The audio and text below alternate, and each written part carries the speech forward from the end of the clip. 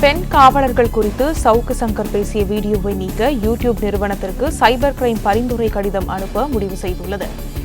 இதுகுறித்த மேலும் விவரங்களை செய்தியாளர் கதிரவன் வழங்க கேட்கலாம். கதிரவன் வணக்கம், தகவல்கள் என்ன பகிரலாம்? பெண் காவலர்கள் குறித்தும் காவல்துறை அதிகாரிகள் குறித்தும் அவதூறு பரப்பும் வகையில் பேசிய வழக்கில் யூடியூபர் சவுக்கு சங்கர் கைது செய்யப்பட்டிருக்கிறார். அவர் மீது குண்டர் சட்டத்தின் கீழே நடவடிக்கையானது சென்னை காவல்துறை சார்பாக எடுக்கப்பட்டிருக்கிறது.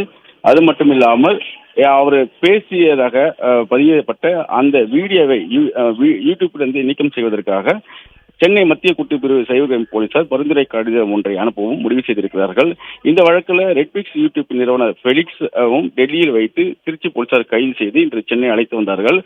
குறிப்பாக இந்த வழக்கு தொடர்பாக சென்னை உட்பட தமிழகம் முழுவதும் 6க்கும் மேற்பட்ட வழக்குகள் பெண் காவலர் குறித்து அவதூறு பேசியதாக பதியப்பட்டிருக்கிறது. இந்த நிலையில் தான் ரெட்பிக்ஸ் யூடியூப்பில் வெளியிட்டுள்ள பெண் காவலர் குறித்து பேசிய சர்ச்சை வீடியோவை நீக்கம் செய்ய மத்திய குற்றப்பிரிவு சைபர் கிரைம் போலீசார் யூடியூப் நிறுவனத்துக்கு பரிந்துரை கடிதம் அனுப்பும் நடவடிக்கைகளை மேற்கொண்டு வருகிறார்கள். விரைவில் அந்த வீடியோ அந்த ரெட்பிக்ஸ் யூடியூப் தளத்திலிருந்து நீக்கப்படும் என்றும் அதிகாரி தரப்பில் தெரிவிக்கப்பட்டிருக்கிறது.